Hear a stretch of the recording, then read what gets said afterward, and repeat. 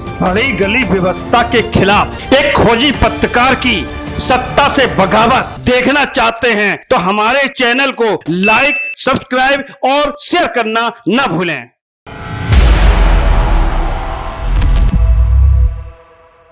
इसमें कोई दो राय नहीं है कि नेता प्रतिपक्ष राहुल गांधी की लगातार बढ़ती लोकप्रियता सत्तारूढ़ दल बीजेपी के लिए एक बड़ा थ्रेट साबित हो रहा है।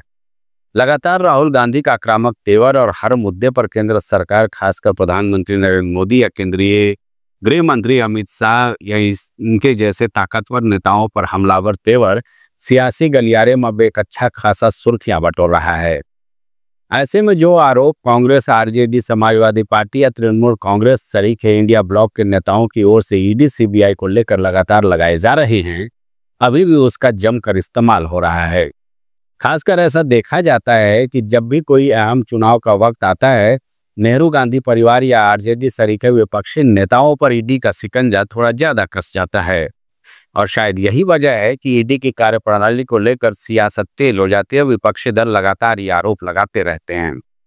सांसद राहुल गांधी और सांसद सोनिया गांधी पर पहले से ही नेशनल हेराल्ड घोटाले को लेकर मामला विशेष अदालत में चल रहा है और संभावना इस बात की जताई जा रही है कि 29 जुलाई को इस मामले में फैसला भी आ सकता है। यानी 29 जुलाई इस मामले को लेकर काफी अहम होने वाला है, जैसा कि सूत्र बताते हैं।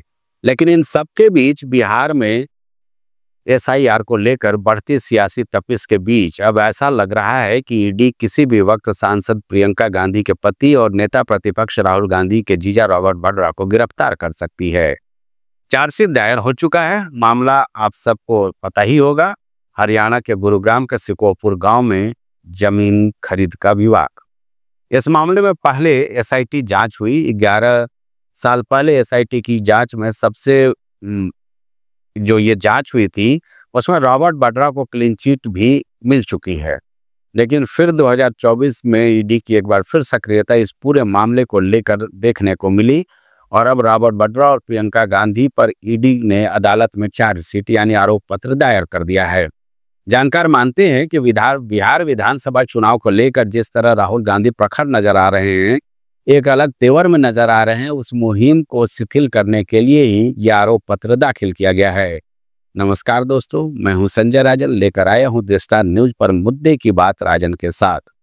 अब देखिए ना, मैं बार बार ये कह रहा हूं अपने इस खास कार्यक्रम में, जब भी मैं बिहार के मुद्दे पर आपके सामने वीडियो लाता हूं, कि कैसे एनडीए के लिए बिहार विधानसभा चुनाव फतह करना निहायत ही जरूरी है। क्योंकि केंद्र की सरकार यानी एनडीए की जो सरकार है वो नीतीश बाबू और चंद्रबाबू नायडू की पार्टी के समर्थन से ही टिकी हुई है। ऐसे में अगर बिहार में जो हालात देखने को मिल रहा है उस सबके बीच कहीं कोई चूक हो जाती है तो फिर एनडीए के लिए एक बहुत बड़ी घातक साबित हो सकता है ये पूरा वाकया। इसमें कोई दो राय नहीं है। और शायद इसका ही परिणाम है कि लगातार बिहार में जुगलबंदी का दौर जारी है। लगातार प्रधानमंत्री बिहार के दौरे पर जा ही नहीं रहे हैं, बल्कि भारी भरकम योजनाओं की सौगात लगातार बिहार वासियों को देकर मतदाताओं को अपने पक्ष में करने की कोशिश कर रहे हैं। क्योंकि नीतीश बाबू के पिछले करीब 20 साल के शासन का हवाला देकर प्रमुख विपक्षी पार्टी राष्ट्रीय जनता दल के नेता तेजस्वी यादव लगातार सवालों की झड़ी लगा रहे हैं और कांग्रेस के नेता या संसद के जो नेता प्रतिपक्ष हैं राहुल गांधी भी लगातार बिहार के दौरे पर जा रहे हैं और वहां अच्छा खासा उनको युवाओं का समर्थन भी मिल रहा है। जाहिर सी बात है, बिहार में जब भी नेता प्रतिपक्ष राहुल गांधी जाते हैं, आपने देखा होगा कि किस तरह से लोग उनको रिस्पॉन्ड कर रहे हैं। ऐसे में कभी एसआईआर तो कभी कुछ और कानून व्यवस्था से जुड़े सत्तारूढ़ जेडीयू बीजेपी गठबंधन के सरकार के लिए एक बड़ी चुनौती खड़ी कर रही है।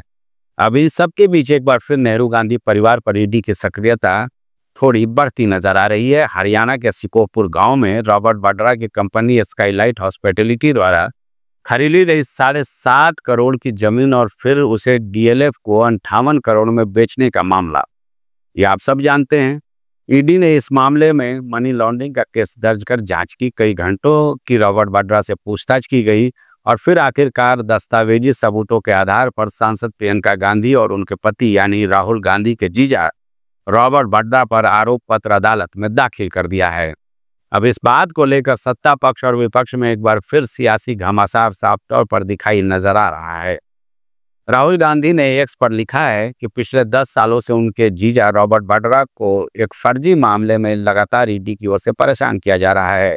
वैसे देखा जाए तो अभी तक इस मामले को लेकर नेता प्रतिपक्ष राहुल गांधी शायद ही कभी सोशल मीडिया या इस तरह के एक्स जैसे प्लेटफॉर्म पर कुछ लिखते रहे हों, लेकिन इस बार जब यह आरोप पत्र दाखिल हो गया है रॉबर्ट वाड्रा और उनकी बहन प्रियंका गांधी के लिए, तो उस पर राहुल गांधी ने साफ तौर पर यह आरोप लगाया है। इस मामले को लेकर जानकार भी मान रहे हैं कि बिहार में विधानसभा चुनाव में SIR यानी स्पेशल इंटेंसिव रिवीजन को लेकर एक बवाल मचा हुआ है और काफ़ी किरकिरी हो रही है चुनाव आयोग से लेकर तमाम जगहों पर। जिस तरह से सोशल मीडिया या खबरिया चैनलों पर दिखाई जा रही हैं खबरें कि किस तरह से वहाँ रिवीजन का कार्य चल रहा है। लगातार कांग्रेस नेता राहुल गांधी की ओर से इस पर सवाल भी उठाए जा रहे हैं और बिहार की सियासत में राहुल गांधी की बढ़ती लोकप्रियता कहीं ना कहीं सत्तारूढ़ दल के लिए परेशानी का सबब बन रहा है। और इस मामले के जरिए यानी बहन प्रियंका और जीजा रॉबर्ट वाड्रा पर ईडी की कार्रवाई के जरिए राहुल गांधी और प्रियंका के बिहार मुहिम को बाधित करने की एक कोशिश का हिस्सा बताया जा रहा है ईडी की इस कार्रवाई को। ऐसा जो विश्लेषक है तमाम लोगों को मैं सुन रहा था या जो जानकार हैं उनको मैं देख रहा था, उनकी बातें मैं पढ़ रहा था, तो इससे निकल करके ये लबोलुबाब सामने आ रहा है। इसे महज इत्तेफाक कहें या फिर सोची समझी रणनीति का हिस्सा लोकसभा चुनाव के पहले ईडी CBI जिस तरह से नेशनल हेराल्ड मामले को लेकर सक्रिय हुई थी वो किसी से छुपा नहीं है। राहुल गांधी से लेकर के सोनिया गांधी से घंटों पूछताछ की गई मामले में। हालांकि माना यह जा रहा है कि 29 जुलाई को अदालत का फैसला भी आ सकता है, लेकिन जब कांग्रेस के कार्यकर्ता सड़कों पर उतरे और राहुल सोनिया के पक्ष में एक माहौल बनने लगा तो इसे कुछ दिनों के लिए ईडी ने ठंडे बस्ते में डाल दिया। और अब फिर एक बार ऐसा ही माहौल बिहार विधानसभा चुनाव की गर्माती सियासत के बीच देखने को मिल रहा है। कुछ राजनीतिक विश्लेषक ये भी कहते हुए पाए जाते हैं कि अगर बिहार में इंडिया ब्लॉक को सफलता मिल जाती है तो कहीं ना कहीं ये जीत का सिलसिला लगातार जो चुनाव होने हुए हैं अलग अलग राज्यों में 2026 में पश्चिम बंगाल में है, 2026 में स्थानीय निकाय चुनाव है उत्तर प्रदेश में, 2027 में उत्तर प्रदेश में विधानसभा का चुनाव है और यहाँ से होते हुए आसाम जैसे दूसरे राज्यों में भी चुनाव होने हैं। तो अगर बिहार में यह सिलसिला जीत का शुरू हो जाता है इंडिया ब्लॉक का तो शायद आने वाले दिनों में जो सत्तारूढ़ NDA है उसके लिए एक बड़ी चुनौती साबित हो सकती है। और इसीलिए विपक्षी दल लगातार आरोप लगा रहे हैं इस बात को लेकर के। हालांकि जो ये कार्रवाई हुई है उसको लेकर के कहीं ना कहीं जो भारतीय जनता पार्टी के तमाम नेता हैं या प्रवक्ता हैं वो लगातार ये आरोप लगा रहे हैं कि नेहरू गांधी परिवार का हर व्यक्ति, चाहे वो सोनिया गांधी हो, राहुल गांधी हो, प्रियंका हो या रॉबर्ट वाड्रा हो, सब कहीं ना कहीं घोटाले में फंसे हुए हैं। तो एक तरह से उनका चरित्र चित्रण करने की कोशिश जनता के बीच में हो रही है। और हमें लगता है कि शायद जो विपक्षी दलों का आरोप है ईडी की सक्रियता सिर्फ इसलिए बढ़ाई जा रही है जिससे सियासी मुहिम को विपक्षी दलों के डिरेल्ड किया जा सके। और संभवतः यही वजह है कि लंबित मामलों को जल्द से जल्द निपटा कर एक परेशानी सोनिया, राहुल और प्रियंका के लिए खड़ी की जा रही है। हालांकि मैं ये मानता हूँ कि यह अतिशयोक्ति हो सकती है। बीजेपी के रणनीतिकारों को इतने हल्के में लेना शायद जल्दबाजी होगी, लेकिन ये तो तय है कि बिहार को जीतना केंद्र सरकार की स्थिरता के लिए बहुत ही जरूरी है NDA के लिए।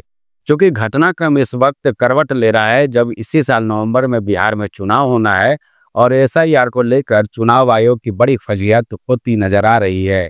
यहाँ तक कहा जाने लगा है कि चुनाव आयोग केंद्र सरकार की कठपुतली बनकर काम कर रही है। देखना होगा कि ईडी की कार्रवाई और सुनवाई के बाद क्या कुछ सामने आता है। हमारी नज़र इस पर रहेगी, लेकिन फिलहाल ये कहा जा सकता है कि ये आरोप प्रत्यारोप का जो दौर है ये आने वाले दिनों में और तेज होगा। और जाहिर सी बात है बिहार चुनाव को लेकर के जिस तरह से दोनों, चाहे NDA हो या इंडिया ब्लॉक हो, कमर कस के बैठे हुए हैं। NDA के लिए इसे जितना जरूरी है और इंडिया ब्लॉक चाहती है कि NDA को किसी भी तरह से शिकस्त दी जा सके जिससे केंद्र सरकार को अस्थिर किया जा सके। ये तमाम चीज़ें हैं, घटनाक्रम है। आगे क्या कुछ होता है उसे लेकर मैं अपने अगले वीडियो में आऊँगा। फिलहाल इस वीडियो में इतना ही। आज मुझे दीजिए इजाज़त। अगर वीडियो पसंद आए तो इसे आप लाइक और शेयर करें और जाहिर सी बात है देशतांत न्यूज़ से जुड़ने के लिए इसे सब्सक्राइब करना भी ना भूलें। नमस्कार।